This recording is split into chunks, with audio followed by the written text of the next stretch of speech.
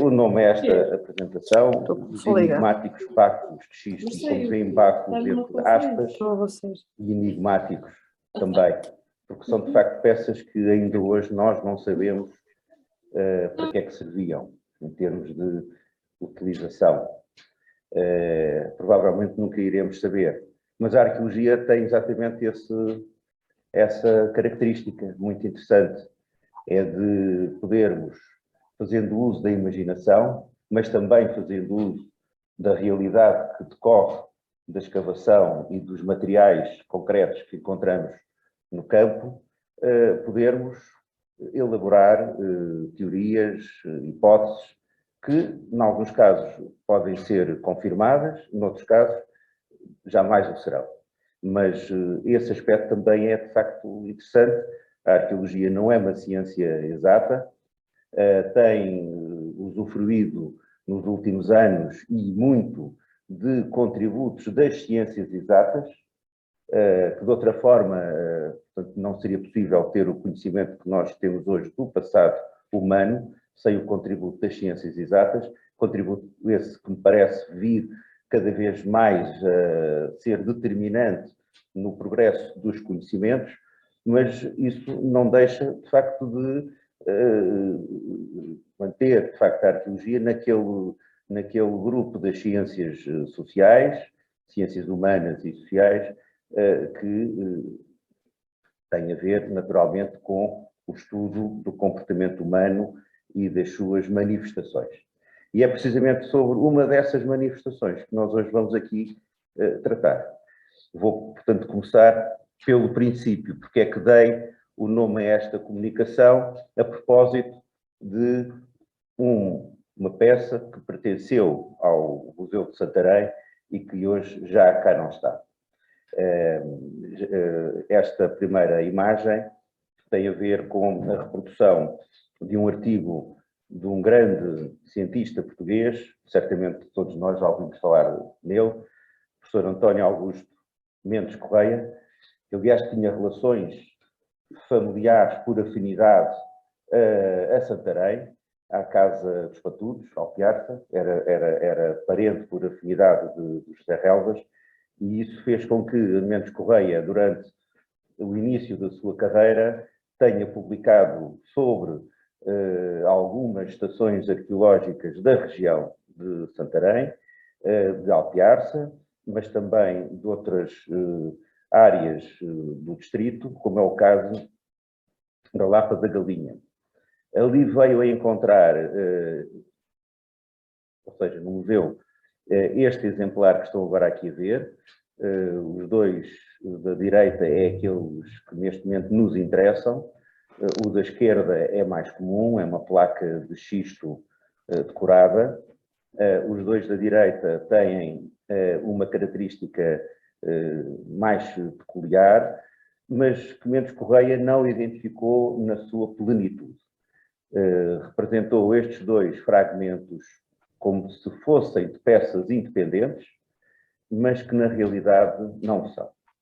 Quem percebeu essa pequena particularidade, mas que faz toda a diferença, porque transforma duas peças distintas numa única peça e de grande importância, como iremos ver, foi o professor Manuel Heleno, que era um homem com uma formação completamente distinta da de Mendes Correia. Mendes Correia, como digo, era de formação médica, professor de Antropologia na Faculdade de Ciências do Porto e um eminente investigador e também arqueólogo.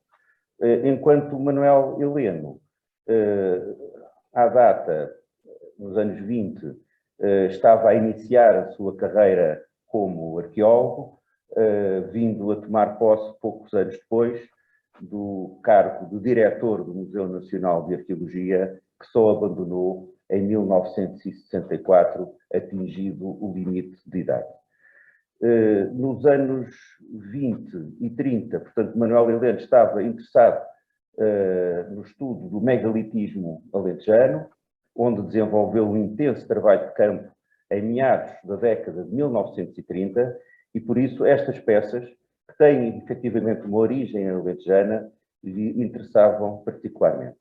No Museu de Santarém, ele identificou que estes dois fragmentos como digo, o do meio e o do lado direito, faziam parte de uma única peça. O que eu vou mostrar é esta peça que está neste momento no Museu Nacional de Arqueologia. Portanto, ele na altura obteve, por dádiva dos responsáveis aqui do Museu de Santarém, esta peça que foi, nessa altura, incorporada nas coleções do Museu Nacional de Arqueologia, tal como aconteceu com outras que foram para o Porto, por iniciativa de Mendes Correia. Ou seja, era prática na altura os museus fazerem permutas de peças. Recebiam umas em troca de outras. E foi certamente aquilo que aconteceu com este exemplar. O Museu de Santarém obteve alguns exemplares, não sei quais, do Museu Nacional de Arqueologia, provavelmente, tal como aconteceu com o Instituto de Antropologia da Faculdade de Ciências do Porto, e, em contrapartida, cedeu este exemplar para as coleções do Museu Nacional de Arqueologia, onde hoje esta peça se encontra. Eu diria que é uma peça única. Ela esteve há muito pouco tempo incorporada numa exposição internacional realizada no Museu Nacional de Arqueologia, que teve um impacto ainda assim importante, mas mitigado devido ao tempo de pandemia em que vivemos. Mas o que fica, na verdade, destas exposições, para além da experiência única daqueles que as visitam, e foi o meu caso, nesta exposição em particular, são os catálogos. E, portanto, estas peças, felizmente, foram todas registadas, fotografadas e publicadas no catálogo dessa extraordinária exposição que conseguiu ser mostrada aos portugueses, em boa parte devido à dinâmica e ao esforço do diretor do Museu Nacional de Arqueologia, que já aqui há pouco foi referido.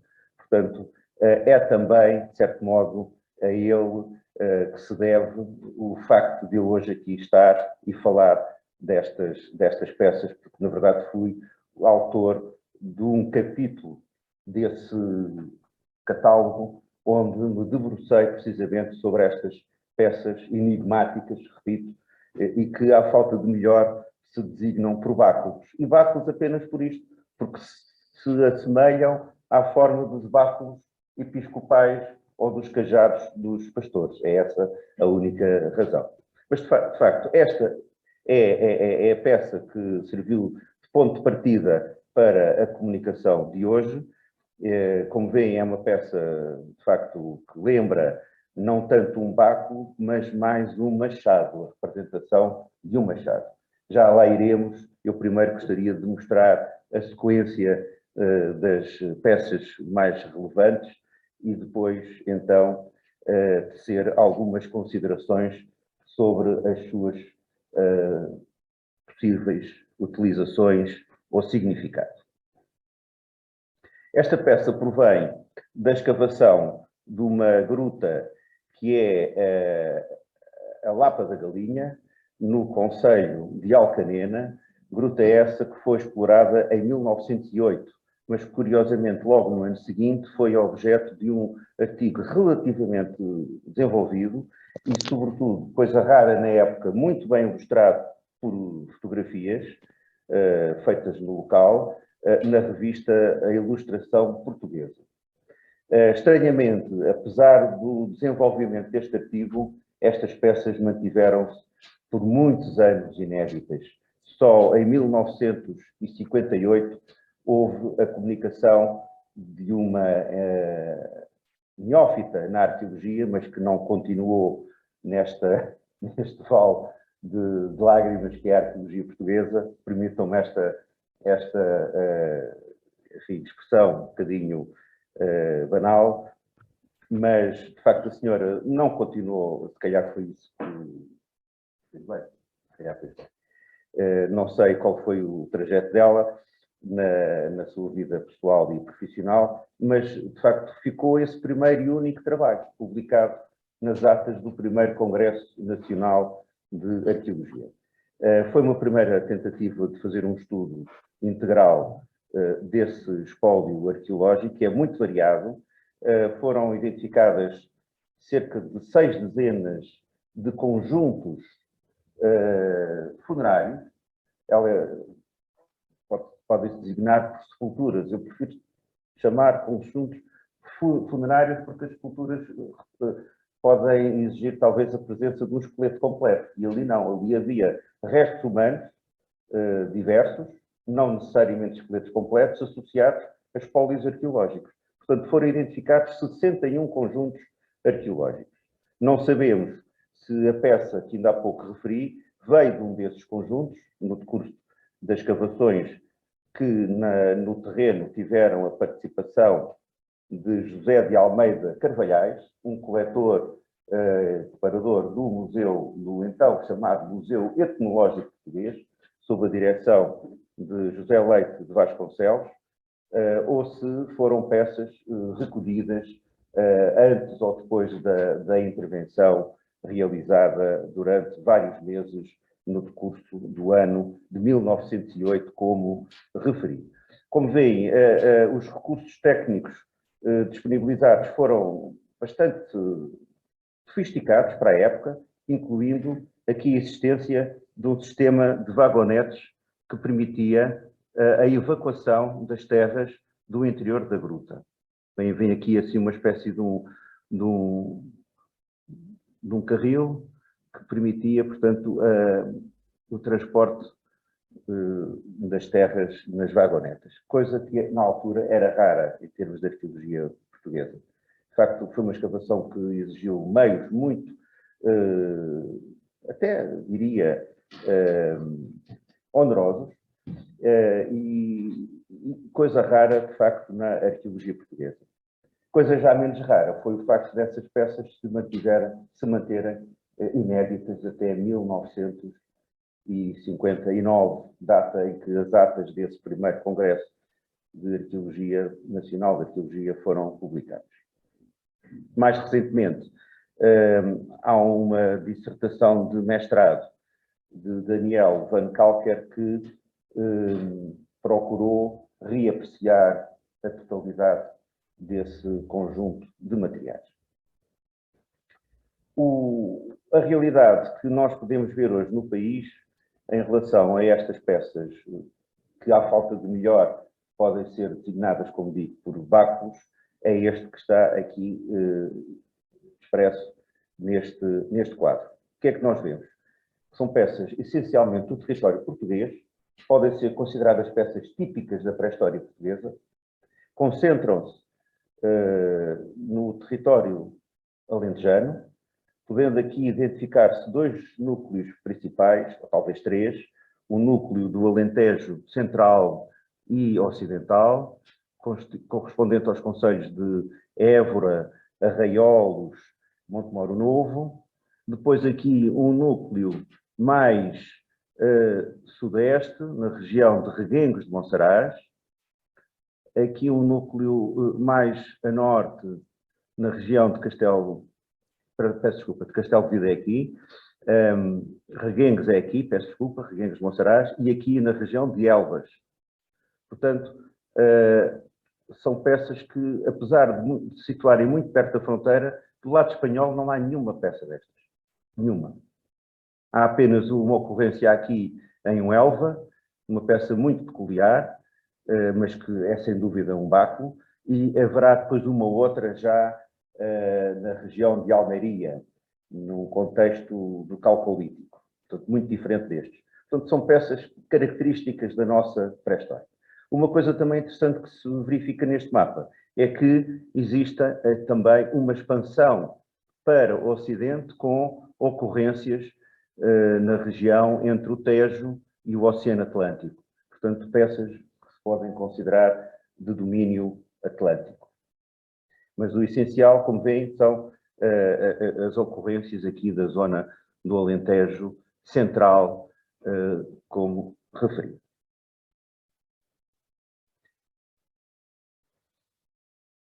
Naturalmente, estes exemplares eram votivos, ocorrem em sepulcros, em sepulturas.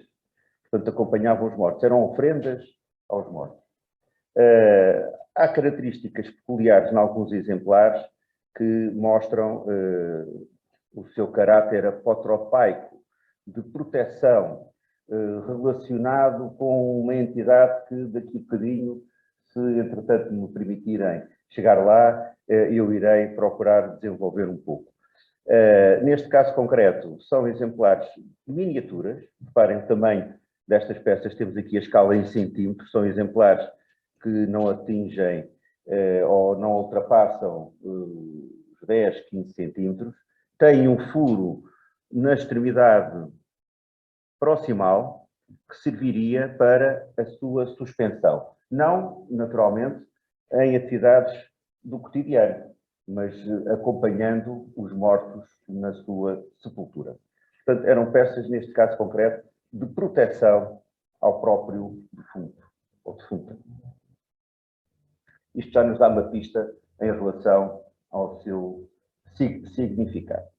Vamos ver também que há outros exemplares muito especiais. Este é o exemplar único recolhido no Monumento 2 dos Perdigões, em Reguengos de Monsaraz, de marfim, já de época calcolítica, portanto estamos em pleno terceiro milénio antes de Cristo. As peças mais antigas remontam ao final do quarto milénio, àquilo que os arqueólogos designam por Neolítico final, são quase todas. Esta aqui, devido ao contexto em que ocorreu, não pode deixar de ser atribuída ao calcolítico. E, de facto, não há dúvida nenhuma, pela natureza da matéria-prima, era uma peça de prestígio. Tinha a ver, de facto, com uma utilização muito, muito própria, muito especial. Reforça aquilo que referi. Olhando para as peças, vê-se que todas elas têm um ar de família, não é? São todas primas umas das outras. Mas nós podemos identificar aqui algumas características comuns. A primeira característica mais evidente é que praticamente todas estas peças têm só uma face decorada. Isso é relevante. E tendo em consideração a face decorada, é aquela em que a cabeça, portanto, é esta zona terminal convexa, está sempre voltada para a esquerda. Outra constatação importante. Portanto, há aqui, de facto, continuidades e uniformidades.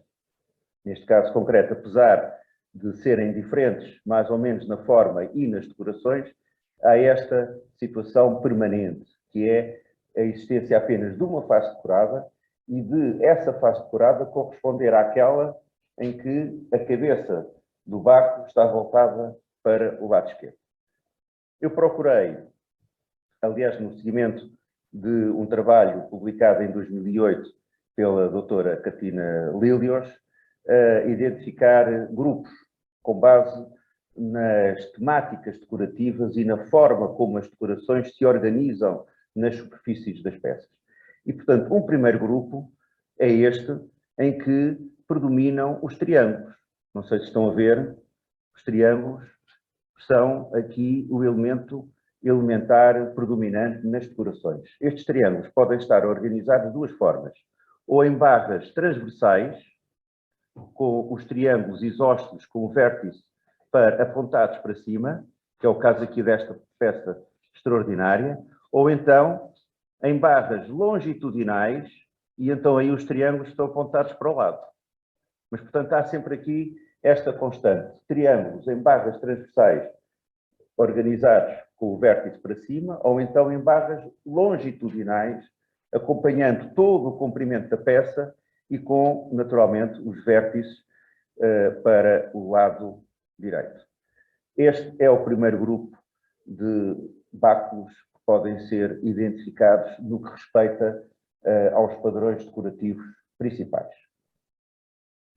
O segundo grupo é constituído pelos báculos em que se evidencia uma barra longitudinal ou várias preenchidas por um reticulado interior, alternando com barras não preenchidas. Vem aqui, este exemplar, vê-se muito bem aqui, e outros exemplares também, podendo não ocupar a totalidade da área disponível.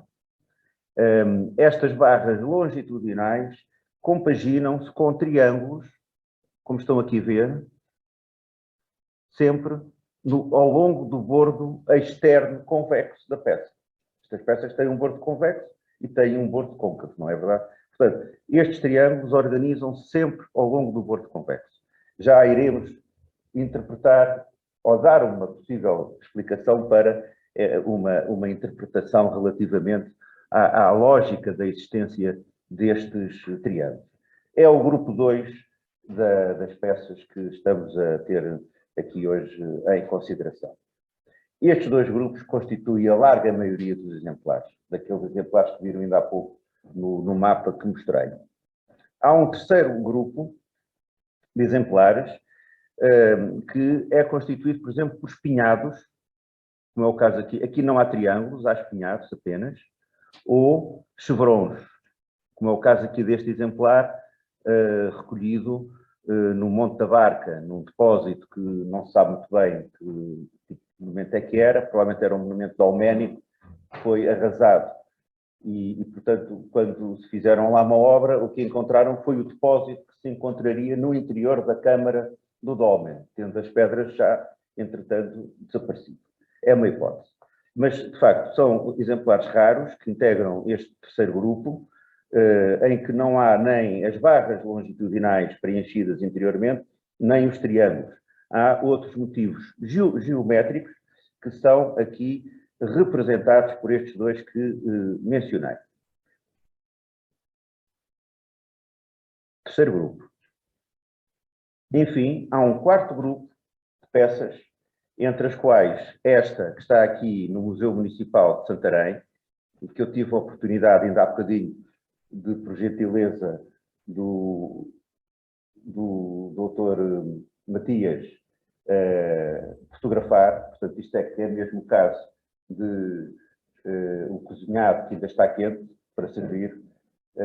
A peça foi fotografada há cerca de 1 hora e não foi assim tão bem fotografada, porque também tínhamos pressa, mas temos outras fotografias que irão ser utilizadas para documentar melhor este exemplar. É um exemplar que tinha sido identificado como báculo pela doutora Maria Cristina Moreira de Sá.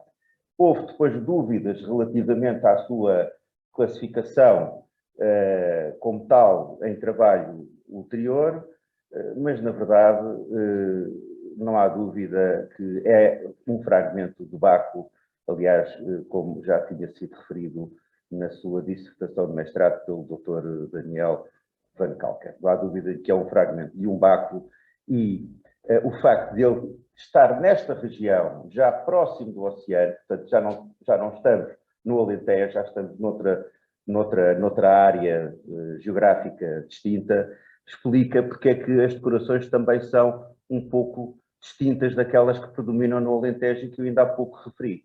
Temos efetivamente aqui a associação de triângulos em barras longitudinais, temos aqui uma barra longitudinal com triângulos, temos aqui outra, e estas barras, aqui outra no bordo, e outra aqui, ao longo do bordo convexo da peça. Estas barras longitudinais com triângulos alternam com barras simples, lisas, preenchidas ou não interiormente. Portanto, é uma variante dos motivos que tínhamos visto anteriormente. Provavelmente esta variante pode ter sido feita aqui na região. E isso explica porque é que é diferente dos cânones que na mesma época predominavam no território alentejano. Mas mais evidente do que esta situação para esta ideia que estou aqui a desenvolver é são as outras placas já muito conhecidas na região atlântica. É o caso da Gruta da Casa da Moura, no concelho de Óbidos, em que nós temos um exemplar provavelmente importado do Alentejo. Reparem, entra perfeitamente naquele grupo 2, que ainda há pouco referi, barras longitudinais, preenchidas ou não, e depois aqui um friso de triângulos que margina o bordo convexo. Não há dúvida, se esta peça viesse de uma qualquer anta alentejana, nós diríamos que era fabrico local.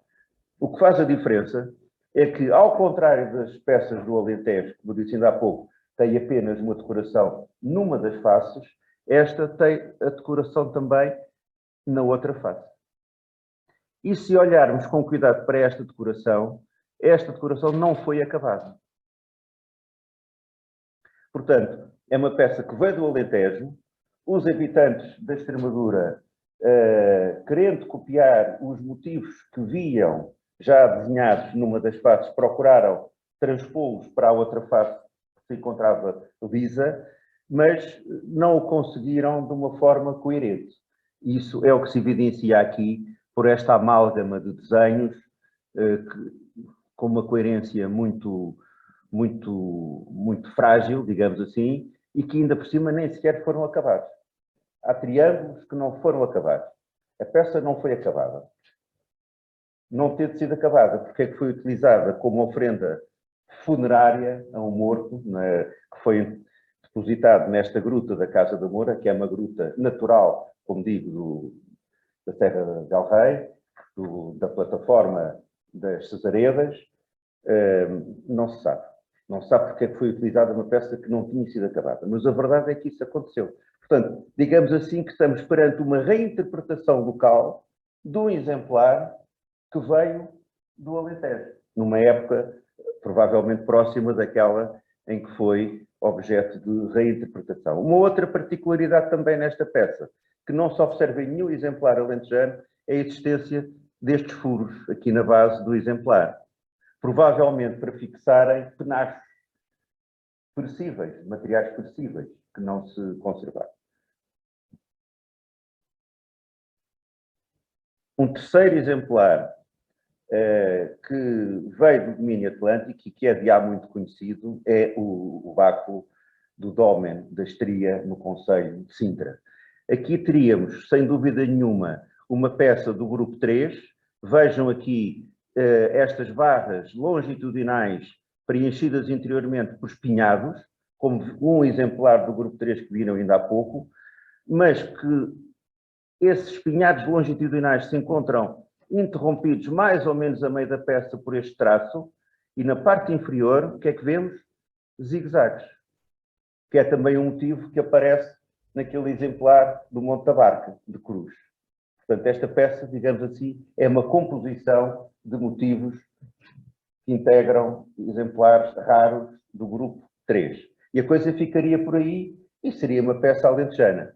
Só que na outra face, mais uma vez, nós encontramos aqui uma situação relativamente exótica, que é uma certa desorganização dos motivos decorativos. Vejam a regularidade com que estes motivos estão desenhados numa das faces e a irregularidade, uma espécie de pessoa que não tinha exatamente o domínio da técnica de gravação, que deu origem, portanto, a uma situação de motivos de grande irregularidade e, em particular, na zona convexa da cabeça. Aqui, o decorador, o artista, tinha que resolver aqui um problema, como é que iria acompanhar a curvatura da cabeça com motivos que já vinham aqui da parte do cabo e não conseguiu fazer isso. Aqui perdeu-se. Ficou, de facto, uma decoração que se diria desorganizada. Isto só é possível se nós admitirmos que o autor desta decoração era, de facto, um neófito deste tipo de trabalho. Não como os seus contemporâneos do Alentejo, que faziam a coisa de uma forma absolutamente lógica e rigorosa. Portanto, estas peças da Extremadura, estes báculos, têm esta característica muitíssimo interessante, que é terem, na sua forma de se apresentarem, peculiaridades regionais, locais e regionais. Como é que isto se integra com o báculo que hoje nos ocupamos, o tal báculo da Lapa da Galinha? E voltando outra vez aqui ao báculo da Lapa da Galinha. Integra-se muito simplesmente. Estes motivos que estão aqui a ver, de triângulos associados a barras transversais, a retângulos transversais preenchidos interiormente, também não ocorrem em nenhum exemplar alentejano. Portanto, nós estamos aqui perante uma decoração que é local. Mas, neste caso, sublinhada por uma forma que também é local. Porque, como viram nos báculos anteriores, não há nenhum que tenha esta característica. Ou seja, de haver um corpo que faz um ângulo reto, uma parte do corpo faz um ângulo reto com a outra parte. Este é um exemplar único nesse aspecto. Portanto, nós temos aqui, no distrito de Santarém, um exemplar que não só foi decorado localmente, mas muito provavelmente foi executado localmente. Isso explica as suas características únicas. Daí o seu interesse. E a minha publicação podia ficar por aqui, se não fosse agora, e se tiverem alguma paciência ainda para me ouvirem, numa tentativa de interpretação. Estou autorizado, Sr. Presidente? Muito obrigado.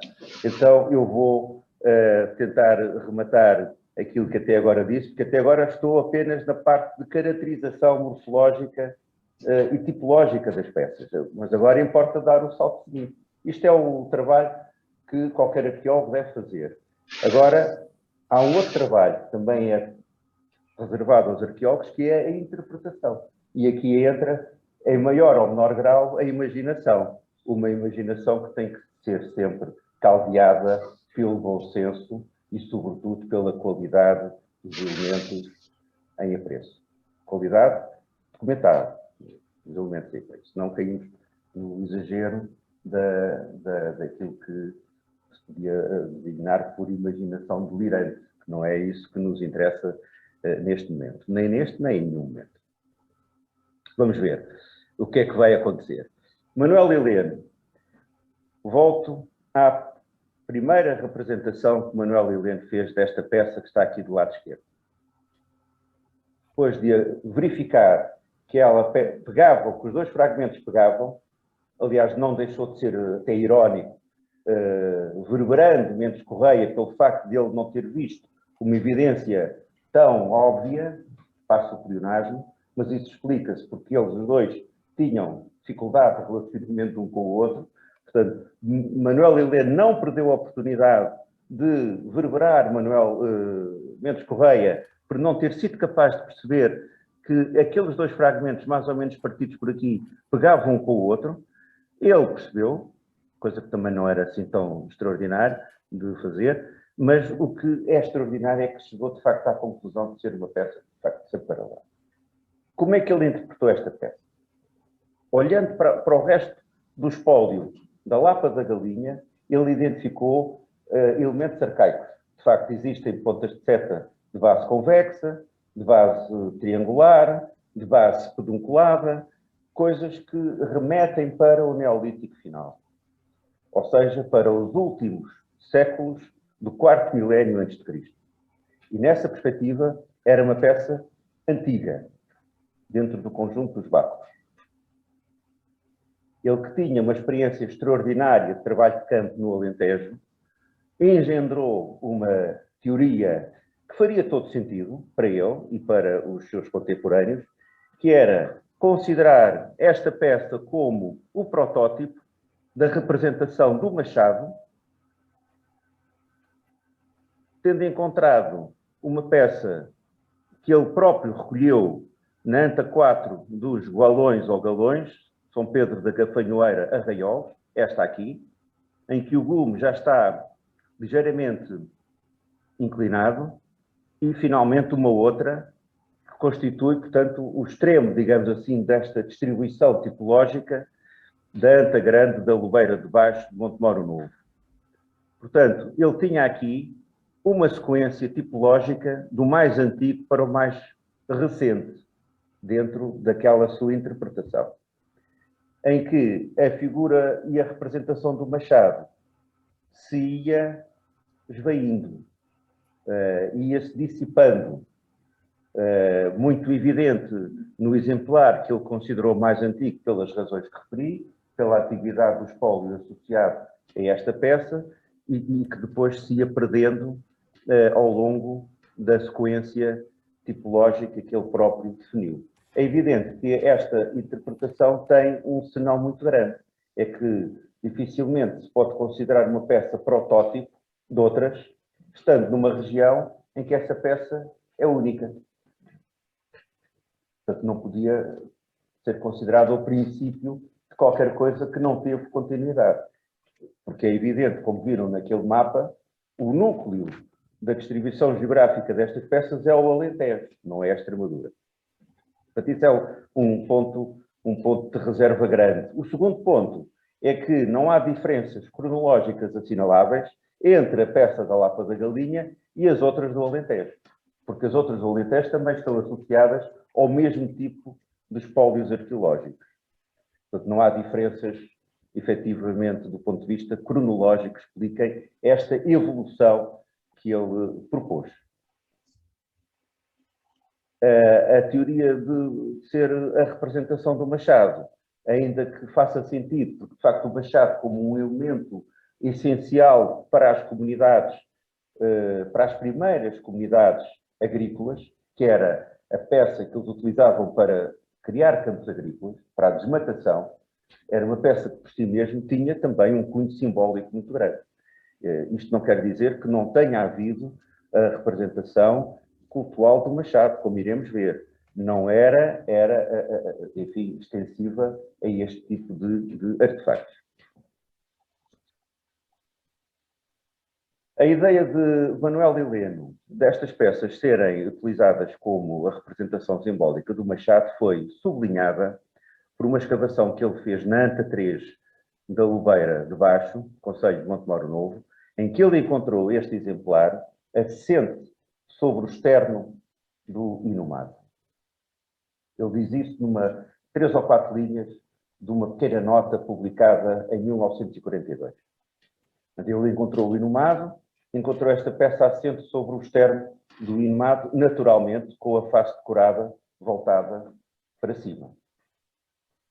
Ora, se isso é verdade, e se o inumado era destro, o gume útil já não podia ser aquele que ele julgava que era justamente a extremidade convexa, mas sim esta zona.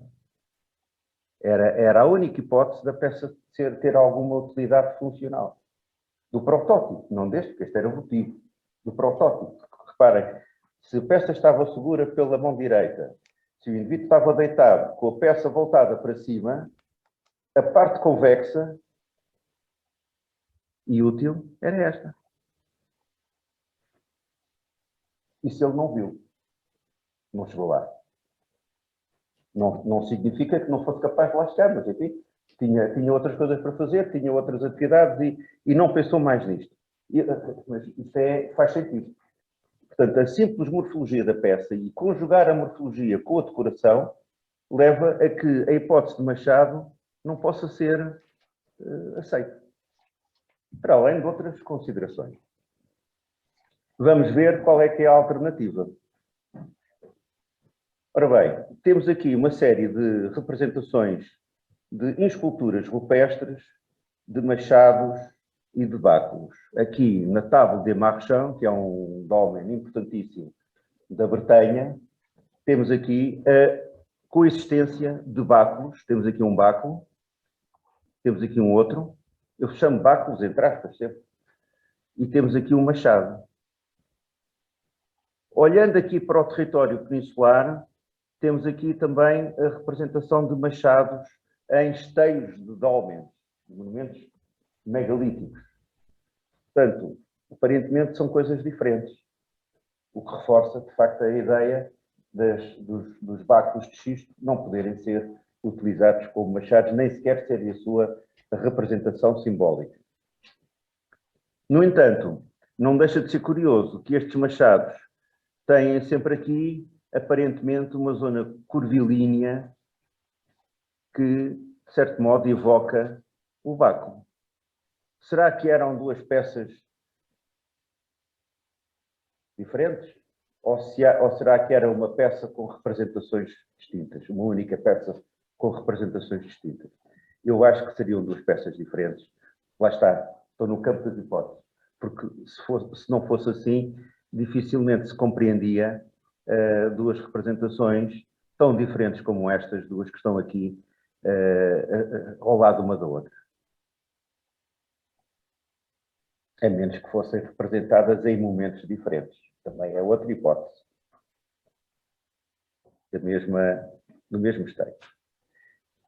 A quantidade de báculos representados neste dómen da Bretanha, continuamos aqui no dómen da Table des Marchands, isto são fotografias originais publicadas no notável trabalho de 1927, de Marthe Saint-Just-Pecard e Le Rosic.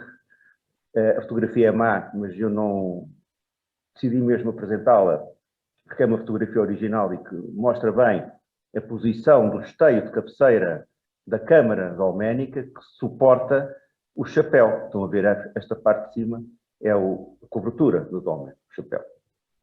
Portanto, reparem que há uma esculturação completa da face da pedra de cabeceira. Isto tem a ver, evidentemente, com uma simbologia muito forte. Só isso é que explica a quantidade, esta quase que obsessão de se representarem todo o espaço disponível com báculos. E aqui são báculos, não são machados. Em Portugal, há muitos exemplos, eu escolhi dois. Este, que pertence ao arquivo do professor Farinha dos Santos, que foi um amigo de Santarém, desenvolveu aqui importante atividade de caráter arqueológico no princípio da década de 1980, conjuntamente com o professor Joaquim Veríssimo Ferrão. Eu fui testemunha disso, porque vim cá algumas vezes com ele, a Santarém, e nós, neste menir da Bilhoa, de Reguengos, Bilhoa ou a Bilhoa, de Reguengos de Monsaraz, temos aqui um báculo em baixo relevo, e depois, associados aqui a ondulados, que podem ser linhas da vida, linhas telúricas, linhas de força, temos o Sol radioso na parte mais alta do menir. Portanto, nós temos aqui uma associação de dois símbolos que se complementam. O Sol, símbolo da vida, da força, do rejuvenescimento, todos os dias reafirmado, e o báculo. Portanto, o báculo é também, deste meu ponto de vista, um símbolo associado à vida, à força, à vitalidade e, eventualmente, ao prestígio. Um exemplo mais explícito que este é difícil de encontrar, em que há um sol executado a picotado, isto é da Estação Rupestre de São Simão, pertence ao grupo da arte rupestre do Tejo, portanto, já muito mais recente do que a arte do Coa, não é? Uma arte pós-glaciária, esta aqui do Tejo. Temos aqui esta representação neolítica ou calcolítica, mas em que os raios solares são báculos. Portanto, o báculo emitindo a força radiosa do Sol, força viva, enérgica, correspondente aos raios solares. Temos aqui, portanto, uma explicitação muito evidente de como se pode admitir que o báculo tem a ver diretamente com a energia, com a vida, com a fecundidade, com a fertilidade. Mas também há outras hipóteses, que aliás não são incompatíveis. Olhando para este báculo, que ainda há pouco já tínhamos a oportunidade de referir, é um dos báculos do grupo 1, aqui com os triângulos organizados em barras transversais, nós vemos duas coisas. A tal empunhadura, é um exemplar único, e esta empunhadura só reforça aquilo que eu disse há bocadinho, esta empunhadura para permitir que o punho se fixasse melhor ao cabo, é justamente revirada no sentido do movimento, como é evidente. Portanto, só este báculo era suficiente para pôr em causa qualquer interpretação destas peças representarem machados. Mas mais interessante do que isso, reparem que todo o bordo do báculo está ocupado por um denteado de triângulos recortados. não é um exemplar único, mas é um exemplar quase único. Esta peculiaridade deste vácuo pode ter a ver com estas peças que são comuns em contextos pré-dinásticos egípcios. Peças de sílex, com um trabalho bifacial extremamente cuidado. São machetes. Portanto, esta hipótese de associar o vácuo à representação de um machete faz também sentido. E o machete, como uma arma temível que era, extremamente perigosa, devia ser manipulado por pessoas que no conjunto da comunidade tinham também um estatuto especial. E reparem, estamos naquela época da transição do quarto milénio para o terceiro milénio, uma diferenciação social cada vez mais acentuada, com uma complexificação da sociedade muito evidente e em que faria sentido a emergência da figura do chefe, daquele que pelo seu prestígio, pela sua capacidade de comando, se diferenciava do conjunto da população. Portanto, poderiam ser também exemplares de prestígio, caráter funcional na guerra. Não tínhamos medo de chamar as coisas pelos nomes. Havia guerra nessa altura já. Não uma guerra organizada como hoje, mas havia conflitos. Havia. Portanto, nós podemos ter aqui também essa possibilidade. E neste caso, isso explica também uma outra realidade. Porque é que os vácuos são tão raros nos contextos funerários. Ao contrário das placas de xisto, suas primas, que são relativamente comuns, os vácuos são muito raros. Porquê? Porque lá está, nesta perspectiva, os vácuos eram utilizados por um segmento minoritário da sociedade, enquanto as placas de xisto eram utilizadas como ornamento funerário pelo resto da população. Portanto, também, por aí, podemos interpretar a coisa e chegar a conclusões. Eu estou quase a acabar, se eu quiser, é o último diapositivo. Para essa interpretação, nós temos esta peça de calcário das grutas artificiais de Carenque, na Amadora, em que provavelmente é uma peça votiva, é de calcário, mas provavelmente aqueles triângulos representados pelo vácuo estão aqui também eles realisticamente reproduzidos e podem corresponder a lâminas de sílex que eram encastoadas em madeira e que, portanto, serviam como elementos de corte e de agressão extremamente eficazes. Portanto, pode dar-se o caso desta peça que já é da Idade do Cobre, é calcolítica, portanto é normalmente mais moderna do que a cronologia atribuída aos vácuos, que anda pela transição do quarto milénio para o terceiro milénio. Aqui já estamos em meados do terceiro milénio. Pode dar-se o caso desta peça ser, de certo modo, o equivalente funcional, ou representar o equivalente funcional dos vácuos que são ligeiramente anteriores. É de facto um exemplar único também, mas é com estes exemplares únicos e com estas tentativas de interpretação que nós conseguimos progredir nos nossos conhecimentos e dar vida a peças que de outra forma não passavam de elementos mortos numa vitrine de museu.